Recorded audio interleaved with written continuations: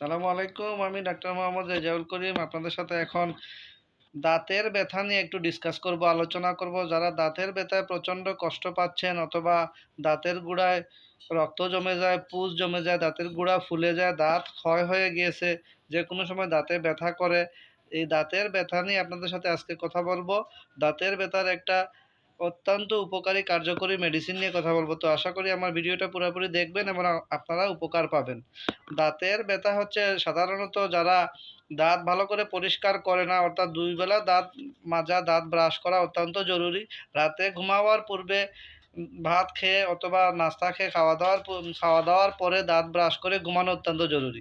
দাঁত ব্রাশ না করলে দাঁতে প্লাক জমে, খাদ্যের কণা জমে এবং ব্যাকটেরিয়া সংস্পর্শে এসে এখানে এই ল্যাকটিক অ্যাসিড তৈরি হয়, আর ল্যাকটিক অ্যাসিডের কারণে দাঁত ক্ষয়প্রাপ্ত হয় এবং দাঁতের ইনামেল, ডেন্টিন এবং পাল্প ক্ষয়প্রাপ্ত হয়ে দাঁতে প্রচণ্ড ব্যথা করে, দাঁতের গোড়ায় পুজ জমে যায়, রক্ত জমে যায়।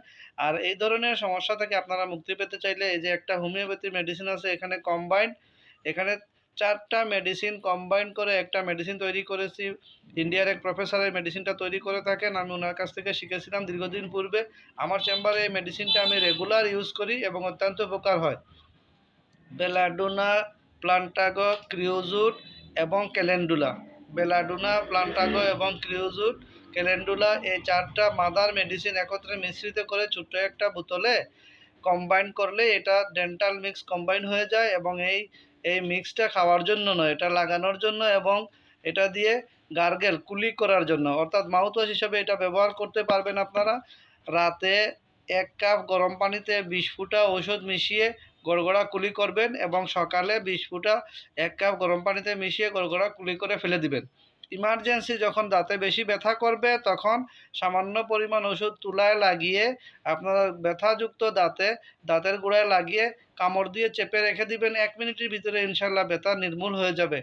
আর পরিপূর্ণ ব্যথা শিফার জন্যে আপনারা ভালো কোনো দন্তরোগ চিকিৎসক অর্থাৎ দাঁতের ডাক্তার দেখাবেন এবং দাঁত যদি ক্ষয়প্রাপ্ত হয়, ক্যারিজ থাকে, তাহলে ফিলিং করিয়ে নেবেন। দাঁতে যদি প্লাক থাকে সব দাঁতগুলা স্কেলিং করিয়ে নেবেন, অর্থাৎ দাঁত ওয়াশ করাবেন, স্কেলিং করাবেন। 6 মাস পর পর ডেন্টাল চেক আপ করাবেন এবং প্রতি বছর একবার দাঁত স্কেলিং করাবেন এবং এ ধরনের একটা ডেন্টাল মিক্স মাউথওয়াশ ইউজ করবেন।